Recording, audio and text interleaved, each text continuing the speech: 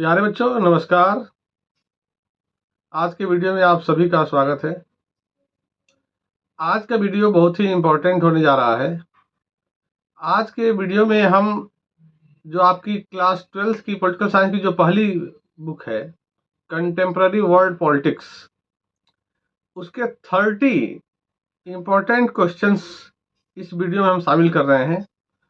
इन 30 questions को हम उनके आंसर के साथ उस पर चर्चा करेंगे, उसको समझने की कोशिश करेंगे।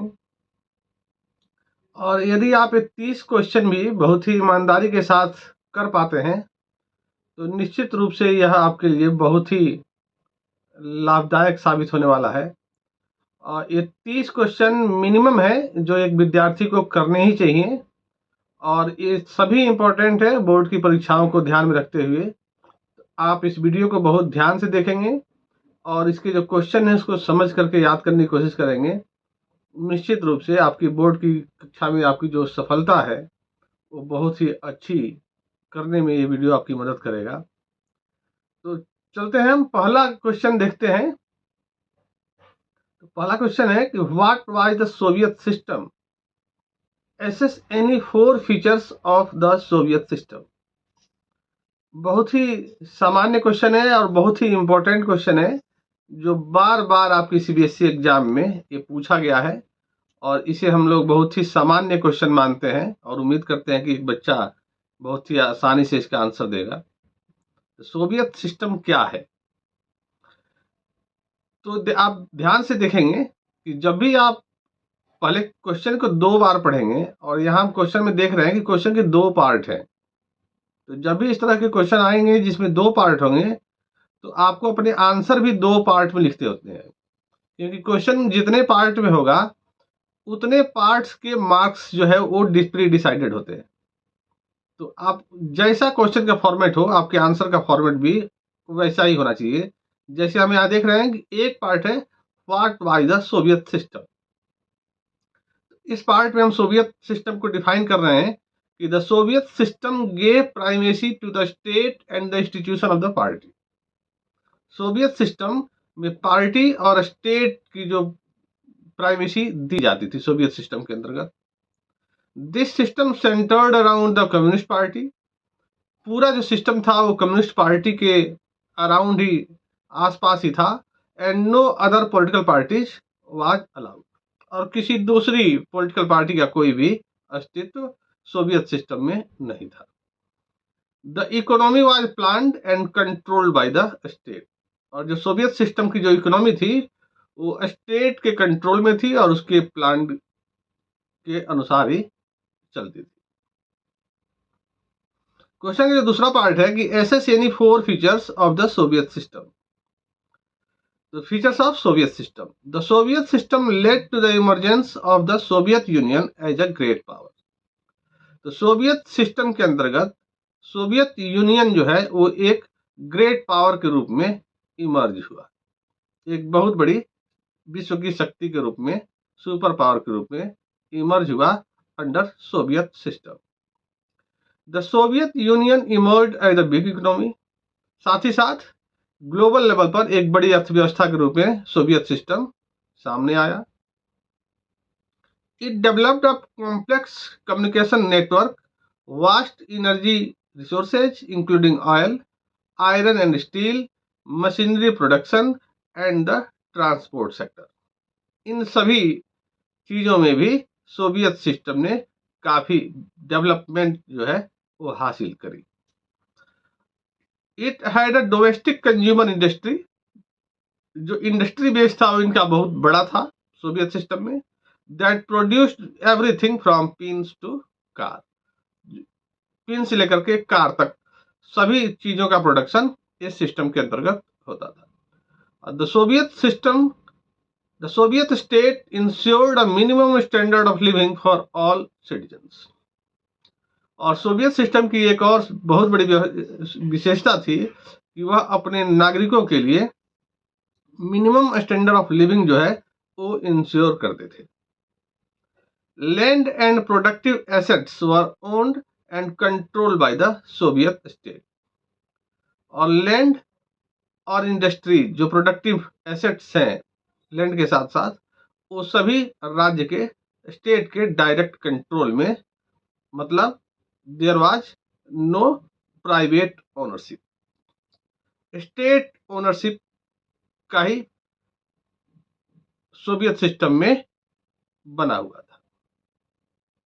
तो ये क्वेश्चन का आंसर ये है, आप इसको बहुत अच्छी तरह से समझ करके आप इसको लर्न कर लेंगे। दूसरे क्वेश्चन की ओर चलते हैं। Examine the reasons responsible for the disintegration of the USSR. कई बार हम देखा गया है कि क्वेश्चंस अलग अलग हो जाते हैं, आंसर उनके सेम ही रहता है, और स्टूडेंट्स कई बार हमने अच्छे अच्छे बच्चों को भी कंफ्यूज होते देखा है। तो जैसे मैंने यहाँ दिखाने की कोशिश करी है कि हमने दो क्वेश्चन लिखे हैं कि reasons responsible for the disintegration of the USSR, और दूसरा क्वेश्चन है what were the limitations of the Soviet system. तो बहुत ही मामूली समझ की बात है कि सोवियत सिस्टम की जो कमजोरियां थी, जो लिमिटेशंस थे, वे ही फैक्टर्स जो है सोवियत संघ के डिसइंटीग्रेशन के कारण बने। तो दोनों क्वेश्चंस के आंसर जो है एक जैसे ही होंगे। तो वो मैंने यहाँ पर इस एग्जाम्पल से आपको समझाने की कोशिश करी है कि कई बार क्वेश्चन बदल जाते हैं, क्वेश्चन की लैंग्वेज अलग होती है लेकिन आंसर सेम होते हैं। तो reasons responsible for the disintegration of the USSR were, कौन कौन से कारण थे कि more importance was given to the state and communist party. पहला कारण तो यही था कि डेमोक्रेसी नहीं थी और स्टेट और कम्युनिस्ट पार्टी को इस सिस्टम में ज्यादा इंपॉर्टेंस दी गई। नो अदर पॉलिटिकल पार्टीज और the opposition party are allowed under this system. Soviet system में किसी दूसरी पॉलिटिकल पार्टी का कोई भी अस्तित्व नहीं था। The system was very bureaucratic and authoritarian. जो सिस्टम था वह, उस पर नौकरशाही का शिकंजा हो गया था, अथॉरिटेरियन सिस्टम बन गया था। It lacks democracy and the absence of freedom of speech. जब कोई अपोजिशन पार्टी नहीं थी, इट मीन्स वहां कोई डेमोक्रेसी नहीं थी, डेमोक्रेटिक सिस्टम नहीं था, और यानी जो फ्रीडम ऑफ स्पीच जैसी कोई चीज वहां पर नहीं थी। Most of the institutions of the Soviet state needed reform. और ऐसा लगता था, ऐसा महसूस किया गया कि लगभग ज्यादातर इंस्टीट्यूशंस में रिफॉर्म्स की गुंजाइश थी। वो अपने जो लोगों की इच्छा थी उसको पूरा फुलफिल नहीं कर पा रहे थे। The party refuse to recognise the urge of people from the different republics. जो वहाँ की कम्युनिस्ट पार्टी थी, वो वहाँ के अलग अलग रिपब्लिक्स के जो लोग थे उनकी इच्छाओं को पहचान नहीं पा रही थी, उनको एड्रेस नहीं कर पा रही थी।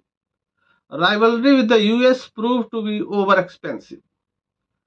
जो ये दौर था वो कोल्ड वार का दौर था।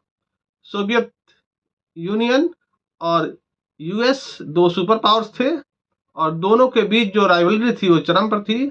आर्म रेस दोनों देशों में थी, और ये बात सोवियत यूनियन के लिए काफी महंगी साबित हुई, एक्सपेंसिव साबित हुई। The Soviet economy used much of its resources in maintaining nuclear and military arsenals. Arm race के कारण सोवियत इकोनॉमी की जो ज्यादातर रिसोर्सेज हैं वो मिलिट्री और न्यूक्लियर एक्सपेंसेज में खर्च हो गए। And the development of the satellite states in the eastern Europe, और ईस्टर्न यूरोप के जो कम्युनिस्ट कंट्री थी जो सोवियत यूनियन के साथ थी, उन पे जो खर्च होते थे उसके कारण सोवियत यूनियन की अर्थव्यवस्था जो है वो चरमरा गई। This led to a huge economic burden that the Soviet system could not cope with. और ये बातें जो है सोवियत इकोनॉमी पे एक बर्डन के रूप में साबित हुई, जिससे सोवियत संघ कोप आउट नहीं कर पाया। The Soviet इन्वेशन of Afghanistan in 1979 Weeknd the system. और यह भी सोवियत यूनियन का अफगान इन्वेशन जो है वो भी एक बहुत ही निगेटिव इंपैक्ट लेकर के आया सोवियत सिस्टम को कमजोर करने में। ये these are the limitations of Soviet system, जिसके कारण सोवियत सिस्टम कमजोर पड़ा और आखिर में डिसइंटीग्रेट हो गया।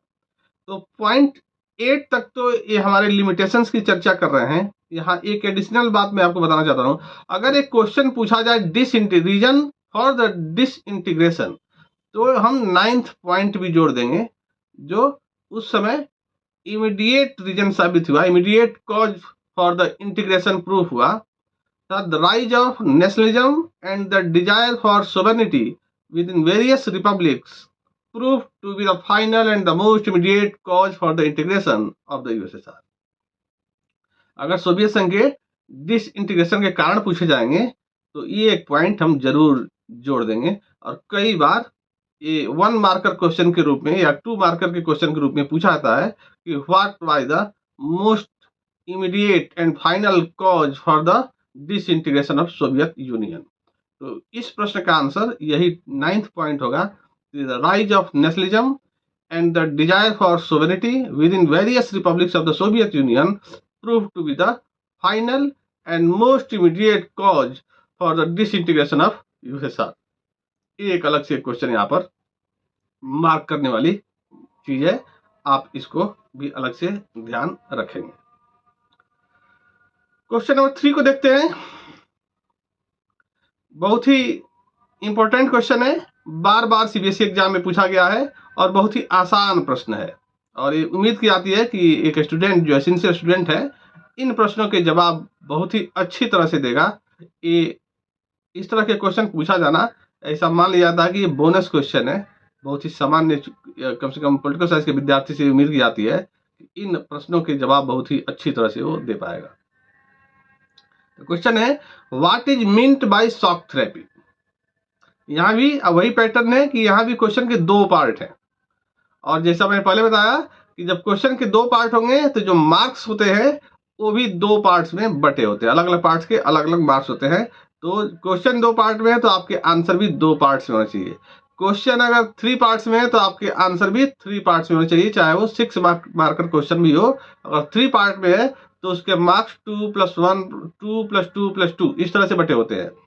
तो हर पार्ट के अलग अलग मार्क्स होते हैं, आपको अपने आंसर को भी उसी फॉर्मेट में लिखना चाहिए। तो यहाँ पर what is meant by shock therapy और highlight the consequences of shock therapy. तो the model of transition in Asia, central Asia and eastern Europe which was influenced by the World Bank and the IMF came to be known as shock therapy. It was a painful transition from an authoritarian socialist system to democratic capitalist system. तो बहुत ही अच्छा question और उसका बहुत ही अच्छा answer कि IMF and world bank, ये 2 संस्थाएं थी जिनके इन्फ्लुएंस में रसिया, सेंट्रल एशिया और ईस्टर्न यूरोप में ट्रांजिशन का मॉडल चलाया गया इकोनॉमी का, उसे शॉक थेरेपी से के रूप में जाना जाता है। और it was a painful transition, यह बहुत ही पेनफुल ट्रांजिशन था from authoritarian socialist system to a democratic capitalist system. Consequences क्या रहे शॉक थेरेपी के? तो in Russia the large state control industrial complex almost collapsed.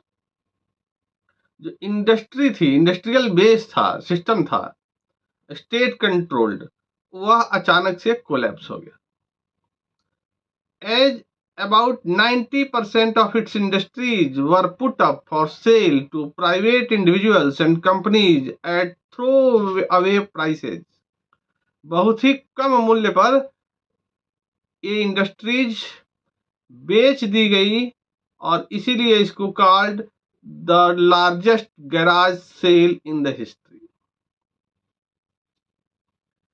The value of the rouble decline dramatically.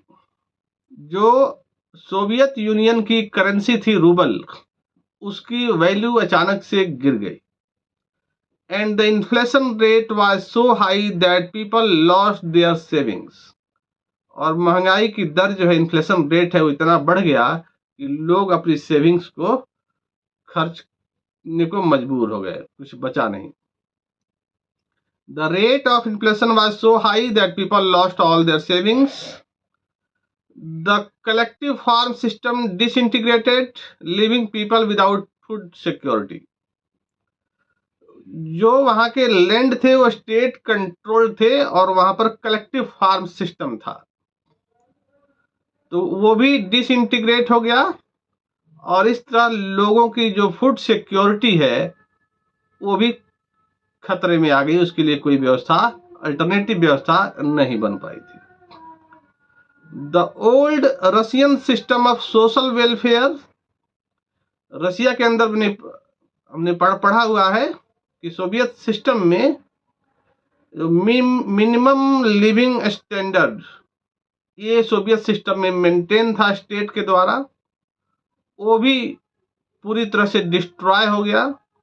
And the withdrawal of government subsidies pushed large section of the people into poverty, और इस तरह से बहुत सारे जो लोग थे वो गरीबी के नीचे आ गए।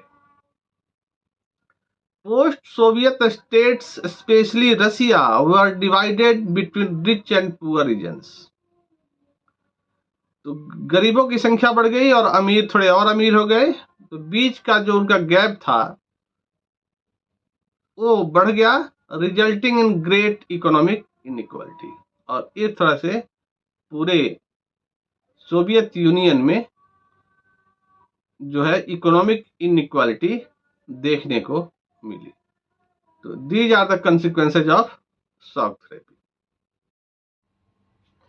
Fourth question, describe the role of Gorbachev to reform the Soviet system and the effects of these reforms on the USSR। इस क्वेश्चन के भी दो पार्ट हैं कि सोवियत सिस्टम में रिफॉर्म के लिए गोर्बाचेव ने कौन कौन से स्टेप्स लिए। Role of Gorbachev to reform the Soviet system, तो पहला, introduced economic and political reform policies of perestroika and glasnost. ये फेमस पॉलिसीज हैं गोर्बाचेव की, ये जो उन्होंने ये शुरू की, perestroika, restructuring and glasnost openness. Second, stop the arm race with the US. Arm race के कारण सोवियत यूनियन की इकोनॉमी जो है वह बहुत ही कमजोर हो गई थी और सोशल वेलफेयर के काम नहीं हो पा रहे थे, लोगों के परेशानियां बढ़ रही थी, सोवियत सिस्टम इकोनॉमिक रूप से बहुत वीक हो गया था। तो गोर्बाचेव ने इस बात को पहचाना और आर्म रेस जो है उन्होंने स्टॉप कर दी। Normalise relation with the west, और उन्होंने वेस्ट के साथ, यूएस के साथ अपने संबंधों को सुधारने पर जोर दिया। Withdrew Soviet troops from Afghanistan and eastern Europe, और उन्होंने ये पहचाना कि अफगान इन्वेशन के कारण भी हमारी अर्थव्यवस्था को बहुत नुकसान पहुंचा है, तो उन्होंने अफगानिस्तान से सोवियत ट्रूप्स को विड्रॉ कर दिया। क्वेश्चन का दूसरा पार्ट है the effects of the reform on the USSR, तो क्या इफेक्ट पड़ा। तो Gorbachev promise to reform the economy catching up with the west at the Soviet Union collapsed. Gorbachev ने इकोनॉमी में रिफॉर्म किया और उसको वेस्ट के देशों के लेवल तक ले जाने की कोशिश की, लेकिन फिर भी जो सोवियत यूनियन कोलैप्स कर गया। There were sections of Soviet society that felt that Gorbachev should have moved much faster. लोगों का मानना था कि गोर्बाचेव को और भी जो है फास्ट मूव करना चाहिए इकोनॉमी को रिफॉर्म करने के लिए, and were disappointed and impatient with his methods. और वे लोग, ऐसा सोचने वाले लोग, गोर्बाचेव के पॉलिसी से एग्री नहीं कर पा रहे थे और डिसअपॉइंटमेंट फील कर रहे थे। The Communist party members felt that their power and privilege were eroding. दूसरी तरफ गोर्बाचेव के रिफॉर्म्स के कारण जो उनकी खुद की पार्टी के लोग थे वे ऐसा महसूस कर रहे थे कि उनकी पावर और प्रिविलेज वो इरोड कर रही है, उनमें कटौती की जा रही है, तो वो लोग भी गोर्बाचेव की पॉलिसी से एग्री नहीं कर रहे थे। उनके खिलाफ जा रहे थे। His reforms gave rise to nationalism. Gorbachev ने सिस्टम को सुधारने की कोशिश करी और लोगों को राइट्स देने की बात की, जिसके कारण जो सोवियत रिपब्लिक थे वहां पर नेशनलिज्म की भावना का उभार हुआ। And the desire for sovereignty within various republics including Russia and the Baltic republics, Estonia, Latvia, Lithuania, इन देशों में वहां के लोगों ने सोवेनिटी की डिमांड शुरू कर दी। Even the ordinary people felt alienated from the Central Asians and from each other, and felt they were paying too high price to stay within the Soviet Union. लोगों को लगने लगा कि सोवियत यूनियन में रहने की बड़ी कीमत उनको चुकानी पड़ रही है और इस तरह सोवियत संघ के बिखरने का रास्ता तैयार हो चुका था। नेक्स्ट क्वेश्चन की ओर मूव करेंगे। Question number 5, explain the factors that make the European Union a highly influential regional organisation. बार बार पूछा गया प्रश्न, बहुत ही महत्वपूर्ण प्रश्न सीबीएसई बोर्ड एग्जाम को लेकर के। European union contemporary world politics में एक बहुत ही इन्फ्लुएंशियल रीजनल ऑर्गेनाइजेशन के रूप में सामने आया है। इसके कारण क्या है? तो इस क्वेश्चन में हम सोवियत संघ की जो स्ट्रेंथ है उसकी चर्चा करेंगे और यहाँ हमने 10 पॉइंट्स लिखे हैं, लेकिन आप 6 मार्क का क्वेश्चन होगा तो आप कोई भी आपको इसमें से 6 पॉइंट्स भी लिखते हैं तो आपको अच्छा माना जाएगा। तो यूरोपियन यूनियन के जो स्ट्रेंथ है वो हम यहाँ पर उसकी चर्चा कर रहे हैं और वही यूरोपियन यूनियन को एक हाईली इन्फ्लुएंशियल रीजनल ऑर्गेनाइजेशन बनाता है। तो the facts mentioned below make the European Union a highly influential regional organisation. पहला, it has a own flag, anthem, founding date and currency. Second, it has some form of common foreign and security policy in its dealing with other nations. इनकी अपनी common foreign policy है, security policy है। The European Union's GDP is projected to be approximately $19.35 trillion in the year 2024. जो इनकी GDP है वो भी approximately $20 trillion के आसपास है इस 2024 में। इट्स करेंसी द यूरो, पता है हमें ये कॉमन करेंसी है जिसको हम यूरो के नाम से जानते हैं। Its currency the euro can pose a threat to the dominance of the US dollar. दुनिया की जो सबसे मजबूत करेंसी है यूएस डॉलर, उसको भी चैलेंज देने की, उसकी डोमिनेंस को चैलेंज देने की स्थिति में यूरो आ रही है। Its share of world trade is much larger than that of the United States, allowing it to be more assertive in trade disputes with the US and China. World trade में इसका हिस्सा बहुत बड़ा है और इस कारण यह वर्ल्ड ट्रेड में अपनी उपस्थिति ताकत के साथ दिखाने में सक्षम है। Its economic power gives it influence over closest neighbor as well as Asia and Africa. क्योंकि इसकी इकोनॉमिक पावर जो है वो बहुत बड़ी है, इसलिए इसके आसपास के देशों पर इसका प्रभाव स्पष्ट रूप से देखा जा सकता है, including Asia and Africa. It plays an important role in international economic organizations such as World Trade Organization. World trade में इसकी बहुत बड़ी भागीदारी है, दुनिया की बहुत बड़ी इकोनॉमी है, इस कारण WTO जैसी संस्थाओं में भी इसका प्रभाव देखने को मिलता है। One member of the EU, France, holds a permanent seat on the UN Security Council. UNSC में फ्रांस जो है एक परमानेंट मेंबर है। इस तरह से European union world policy making में भी अपनी उपस्थिति रखता है। The EU also includes several non-permanent members of the UNSC.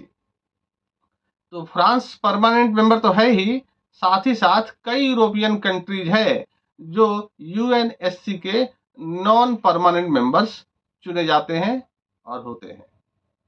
This enables the EU to influence some US policies, और इस तरह वैश्विक स्तर पर, ग्लोबल लेवल पर पॉलिसीज को ईयू जो है वह इन्फ्लुएंस करने की पोजीशन में है।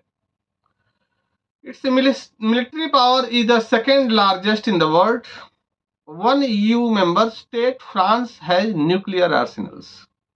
फ्रांस एटॉमिक पावर है, और इस तरह से जो यूरोपियन यूनियन है उसकी मिलिट्री पावर भी बहुत बड़ी हो जाती है। और it is the world second most important source of space and communication technology. Space and communication technology में भी यह दुनिया में दूसरे स्थान पर।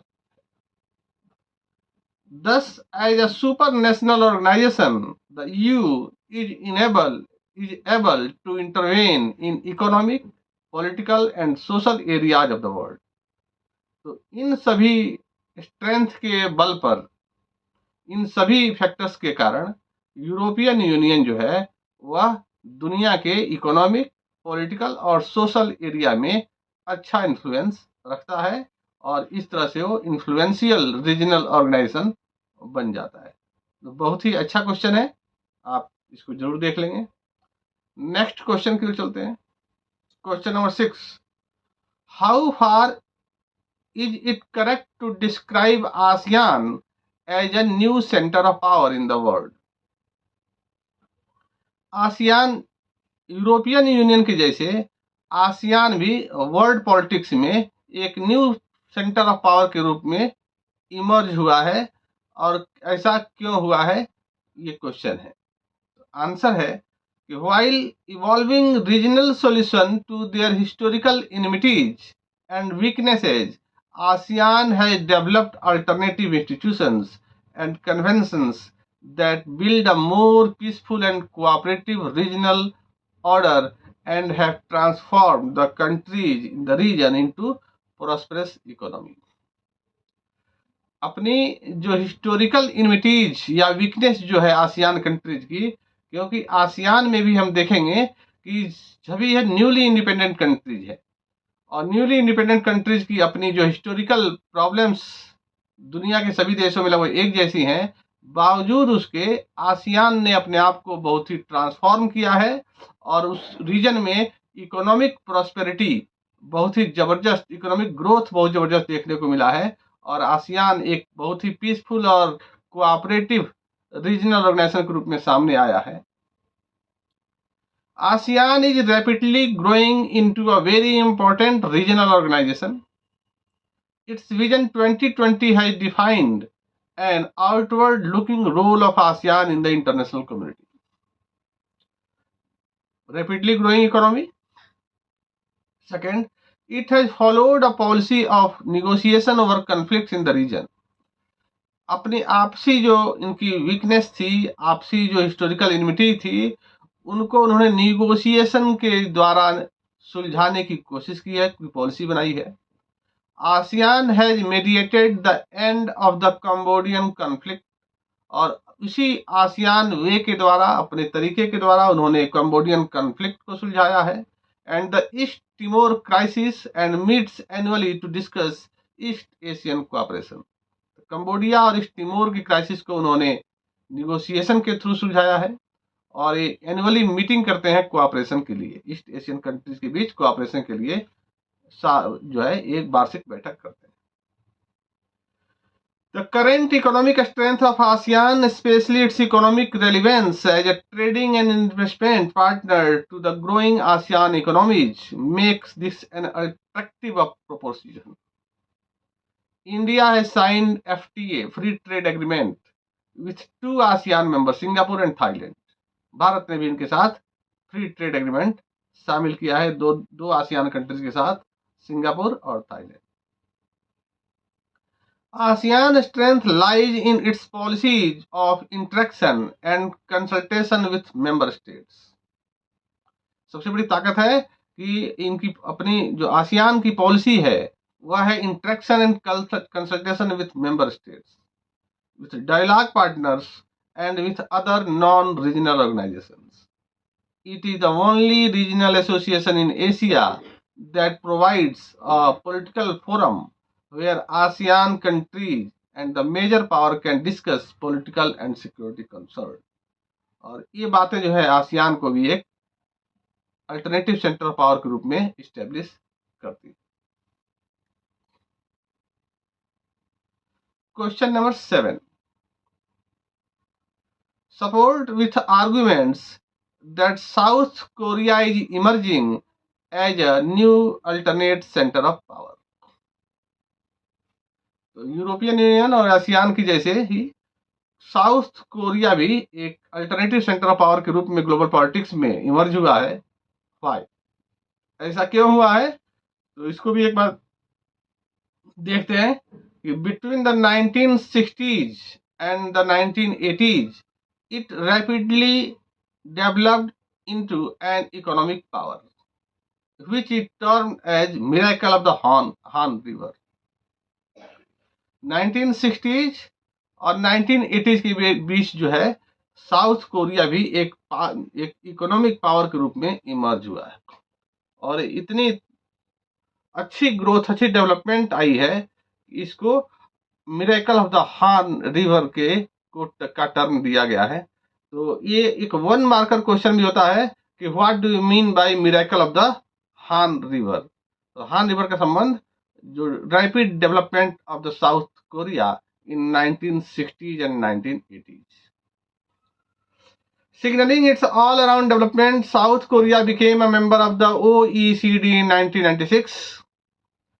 अपने ऑल अराउंड डेवलपमेंट के बल पर साउथ कोरिया जो है 1996 में OECD का मेंबर बना। इन 2017 it's economy is the 11th largest in the world. इसकी इकोनॉमी जो है दुनिया में 11वें स्थान पे है। And it's military expenditure is the 10th largest. और मिलिट्री एक्सपेंडिचर का में 10वां हिस्सा है ग्लोबल लेवल पे, 10th रैंक है। According to the HDI Human Development Report 2016, the HDI rank of South Korea is 18. Human Development Report में south Korea का पूरी दुनिया में 18th पोजीशन है।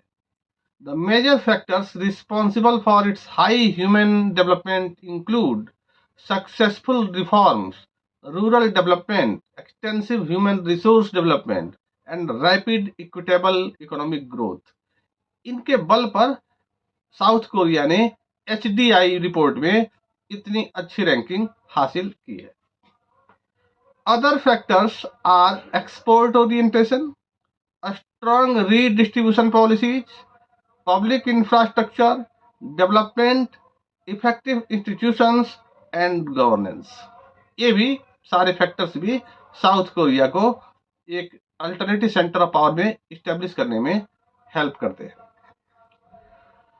द साउथ कोरियन ब्रांड्स हमने सुने होंगे, बहुत वेल नोन नेम आने वाले हैं कि the South Korean brands such as Samsung, LG, Hyundai have become renowned in India. अपने देश में भी ये काफी फेमस है, जो दिखाते हैं कि साइंस और टेक्नोलॉजी और इंडस्ट्रियल डेवलपमेंट के मामले में साउथ कोरिया ग्लोबल लेवल पर क्या पोजीशन रखता है। Numerous agreements between India and South Korea signify their growing commercial and cultural ties. Bharat के साथ भी इसके व्यापार जो है बहुत ही आगे चल रहे हैं, उनके साथ कई सारे हमारे एग्रीमेंट्स साइन हुए हैं। तो इन सभी बातों से साउथ कोरिया जो है एक अल्टरनेटिव सेंटर ऑफ पावर के रूप में इस्टेब्लिश हुआ है। Question number 8, explain any 6 reasons for the rise of the Chinese economy. ये क्वेश्चन भी कई तरीके से पूछा जाएगा, लेकिन कई प्रश्नों का यही आंसर होगा। चाइनीज इकोनॉमी के बारे में अगर क्वेश्चन पूछा जाता है तो आप इन्हीं बातों को एक्सप्लेन करेंगे। ये कई तरीके से पूछा सकते हैं। तो reason for the rise of the Chinese economy, तो China ended its political and economic isolation with the establishment of relation with US in 1972। पहली बात कि चाइना जो है लंबे समय से जिस इकोनॉमिक आइसोलेशन में था और पॉलिटिकल आइसोलेशन में था, वो 1972 में जाकर के उन्होंने यूएस के साथ पहली बार ग्लोबल लेवल पर अपनी रिलेशन स्टेब्लिश करी 1972 में। Premier Chow En-lai proposed the four modernizations in the field of agriculture, industries, science and technology and military in 1973। तो प्रीमियर चाउ एन लाई ने 4 मॉडर्नाइजेशन जो है उन्होंने प्रपोज किया agriculture, industry, science and technology और मिलिट्री के सब्जेक्ट्स में in 1973। Third, it adopted the open door policy, globalisation को इन्होंने, और economic reforms under Deng Xiaoping in 1978। और 1978 में इन्होंने ग्लोबलाइजेशन को एक्सेप्ट किया, ओपन डोर पॉलिसी इन्होंने शुरू करी। Privatisation of agriculture in 1982 was followed by the privatization of industries in 1998। 1982 में इन्होंने अपने एग्रीकल्चर का प्राइवेटाइजेशन किया और 1998 में इन्होंने इंडस्ट्री का प्राइवेटाइजेशन किया। यानी इन्होंने अपनी इकोनॉमी को स्टेप बाय स्टेप जो है उन्होंने ओपन किया। यह रसिया के, सोवियत यूनियन के शॉक थेरेपी से बिल्कुल अलग था। इन्होंने स्टेप वाइज स्टेप प्रोसीजर को एडॉप्ट किया। सोवियत संघ ने सडनली जो है उन्होंने ट्रांजिशन किया जो पेनफुल रहा और शॉक थेरेपी जिसे कहा गया। चाइना का ट्रांजिशन उससे बिल्कुल अलग, सिस्टमेटिक, स्टेप बाय स्टेप था। The creation of special economic zones SEZ led to a rise in foreign trade. China ने सेज बनाए SEZ और फॉरेन इन्वेस्टमेंट को, FDI को अट्रैक्ट किया। China has become the most important destination for foreign direct investment FDI anywhere in the world. और उस समय says बनाने से और दूसरी डेवलपमेंट के कारण चाइना जो है उस समय FDI का सबसे इंपॉर्टेंट डेस्टिनेशन बना। China's accession to the WTO in 2001 has been a further step in its opening to the outside world। और 2001 में चाइना जो है वर्ल्ड ट्रेड का मेंबर बना और इस तरह ग्लोबल ट्रेड के लिए अपने दरवाजे इन्होंने खोल दिए। तो ये रीजन है चाइनीज इकोनॉमी के इतने जो फास्टेस्ट ग्रोइंग इकोनॉमी बनी और इतना बड़ा दुनिया की बहुत बड़ी इकोनॉमी बन गई। तो ये उसके स्टेप्स थे, ये उसके रीजन्स थे। Question number 9, support with arguments that Japan is emerging as a new alternative centre of power. आज के ग्लोबल पॉलिटिक्स में जापान भी एक अल्टरनेटिव सेंटर ऑफ पावर के रूप में इमर्ज हुआ है। वाई? तो पहला, Japan is the third largest economy in the world, दुनिया की तीसरी बड़ी इकोनॉमी है। Japan became a member of the Organisation for Economic Cooperation and Development, OECD का मेंबर बना 1964 में। It is the only ASEAN member of the G7 जो developed country का एक ग्रुप है उसका मेंबर, ओनली आसियान मेंबर है Japan. It is the 11th most populous nation in the world, दुनिया का 11वीं सबसे बड़ी जनसंख्या वाला देश है।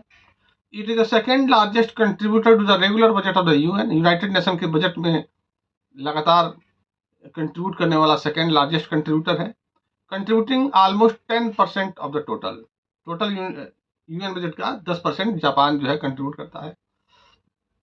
Japan military expenditure is the 11th largest in the world, दुनिया में 11वां सबसे बड़ा मिलिट्री एक्सपेंडिचर वाला देश जापान है। ये बातें जापान को एक ग्लोबल पावर ग्रुप में इस्टेब्लिश करती है।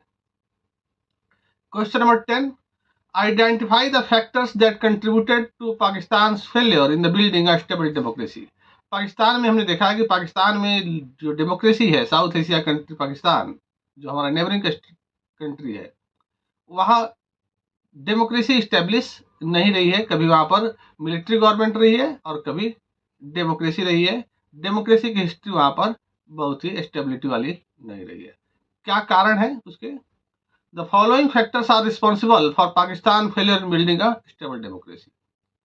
पहला, the lack of genuine international support for democratic rule in Pakistan has encourage the military to continue its dominance. International support का अभाव देखा गया है, जिससे वहां की मिलिट्री को डोमिनेंस के लिए मौका मिलता है। The US and the other countries have also supported military rule due to the fulfillment of their own interest. US और दूसरे दुनिया के अन्य देश वहां के मिलिट्री रूल को ही सपोर्ट करते हैं, क्योंकि मिलिट्री रूल के कारण ही उनकी अपनी जो इंटरेस्ट है वो फुलफिल होते हैं। Global Islamic terrorism and their apprehensions that Pakistan's nuclear arsenal might fall into the hands of these terrorist groups.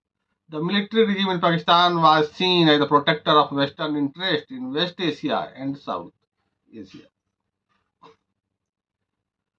Third reason, Pakistan's conflict with India has made pro-military groups more powerful. Bharat के साथ जो उसके तनाव भरे संबंध है, उसके कारण भी जो pro-military groups है वो ज्यादा ताकतवर हुए हैं. Which have often said that political parties and democracy in Pakistan are flawed. That Pakistan's security would be harmed by selfish-minded parties and chaotic democracy. Hence, the army's stage in power is justified. और इस आधार पर वहाँ की जो military governance है army का, उसको जो है जस्टिफाइड करने की कोशिश की जाती है। Fourth reason, the social dominance of military, clergy and the land-owning aristocracy has led to the frequent overthrow of elected government and the establishment of the military government. ये चार जो रीजन है वो पाकिस्तान में डेमोक्रेसी के फेलियर के लिए responsible है। ये बहुत ही इंपॉर्टेंट क्वेश्चन है। ये 10 क्वेश्चन हमने देखे इस वीडियो में। वीडियो के नेक्स्ट पार्ट में हम 2 पार्ट और लेकर के आएंगे, क्योंकि वीडियो लंबा हो जाएगा। तो 10 और 10 के 2 वीडियो और जो है बुक फैक्ट से आएंगे आपके पास। तब तक के लिए धन्यवाद। आप इन सभी प्रश्नों के, महत्वपूर्ण प्रश्नों के बार बार प्रैक्टिस करें। धन्यवाद।